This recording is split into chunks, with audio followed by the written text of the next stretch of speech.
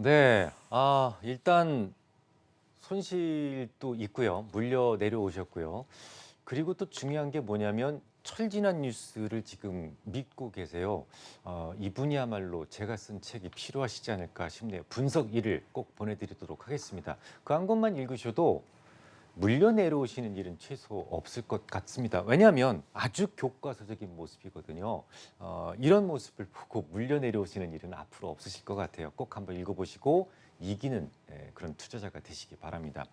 자, 그러면 이 종목에 대해서 먼저 질문이 뭐냐면 은행과 관련된 질문을 하셨는데 이미 이날 금융위원회에서 예비 인가를 불허한다라는 뉴스가 있었죠.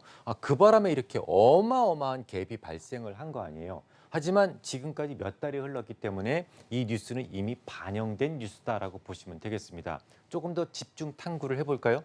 이 종목은 사람인 HR이라든지 키움증권이라든지 이런 회사를 지배하고 있는 지주회사예요. 근데 이제 자기 자신도 어떤 일을 하고는 있습니다. 메시징 서비스라든지 아니면 무슨 뭐 정보 아웃소싱이라든지 이런 부분들이 있는데 워낙 비중이 작아서 사실은 그러니까 지배 회사로서의 본업이 워낙 비중이 작다 보니까 그러니까 이제 밑에 있는 회사들, 자회사들의 실적이 굉장히 중요한 회사였어요. 얼마 전까지만 해도 그랬습니다.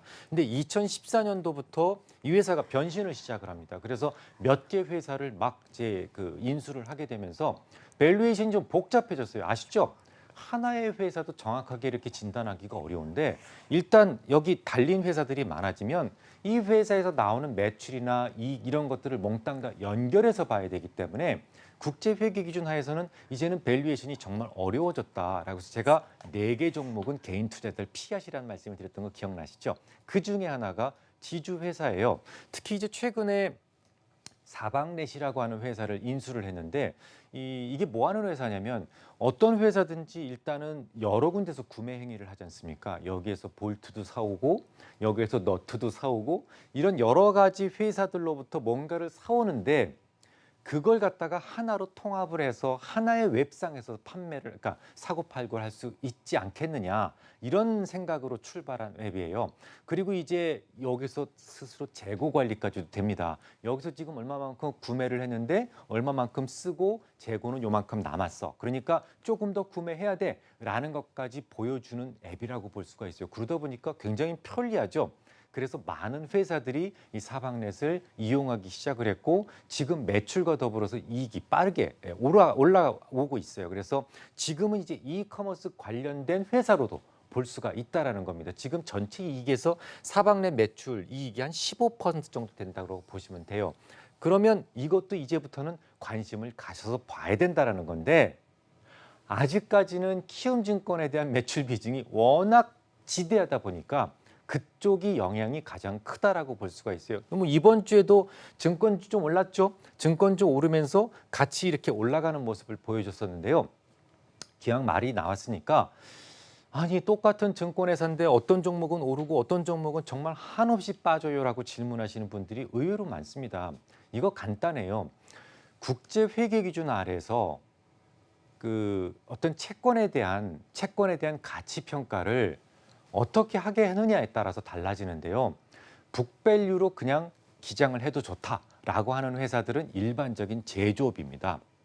왜냐하면 채권이라고 하는 것은 결국은 등락이 있을지언정 결국은 만기에 가게 되면 그 채권을 처음 구매했던 팥가격으로 회귀가 되게 되어 있어요. 이걸 잘 이해를 못 하시는데요.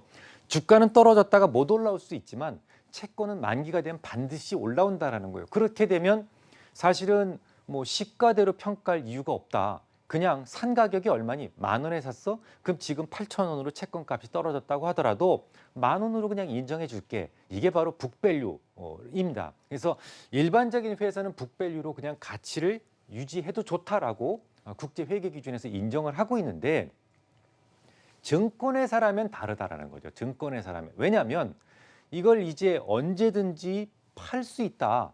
그러니까 내가 이걸 갖다가 단기 차익을 목적으로 한 투자 자산일 수 있다라고 보는 거예요.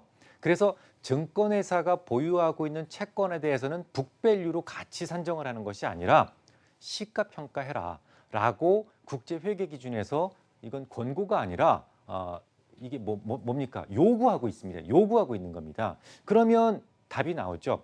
어떤 회사는 IB 기능을 굉장히 강화한 회사가 있어요. 그래서 IB 기능을 강화하다 보니까 채권을 이만큼 보유하고 있어요. 그러면 지금 여러분들 8월 달에 급락을 했잖아요.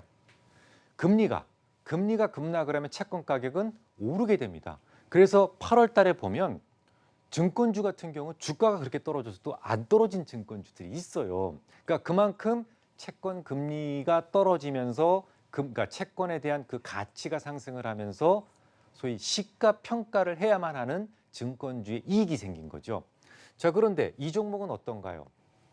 키움증권은 계속 떨어지기만 했죠. 떨어지기만 한 이유가 뭐냐면 이 회사는 무슨 뭐 IB나 아니면 채권을 거래를 주로 하는 회사가 아니라 주로 증권을 이제 그 브로커리지에서 수익을 내는 그런 그 회사이기 때문에 별로 그런 쪽에 영향을 받지 않았다라는 거죠. 그럼 어떤 영향을 주로 받게 되나요? 투심의 영향을 많이 받습니다. 아무래도 증시가 많이 올라갈 것 같아라는 생각을 많이 가졌다라면 그런 투심에 의해서 영향을 받고 상승을 하고 하락하기도 한다라는 것이죠. 그래서 이제 주가가 많이 떨어질 수밖에 없다라고 보시면 돼요. 자, 그러면 역시 마찬가지로 기술적 분석을 통해서 한번 보겠습니다.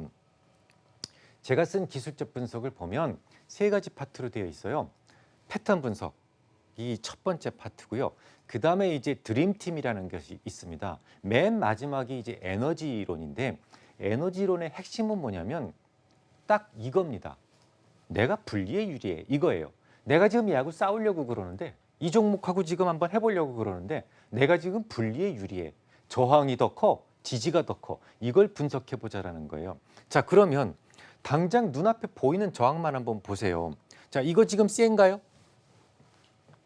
안 세죠. 왜? 5일선에 시가가 지금 걸려 있어요. 이건 한계가 있는 그런 그 절점이라는 거죠. 석 달까지는 영향을 미치겠지만 그 이후에는 영향이 없어요. 근데 이 갭은요. 갭 같은 경우에는 절점이 아니라 지금 완전 원인점이죠. 꼭대기, 종가 기준 전고점을 넘긴 상황에서 갭이 발생을 했기 때문에 이 갭은 엄청나게 힘을 가지고 있습니다. 어디서부터? 갭이 시작된 곳에서부터 힘을 가지고 있어요. 딱 보시면 어디서부터 어디까지라는 것을 알 수가 있죠. 이만큼입니다. 그리고 갭이라고 하는 것은 굉장히 강한 4대 저항 중에 하나예요. 4대 저항 중에 하나고 갭의 에너지는 이 벌어진 입이 크면 클수록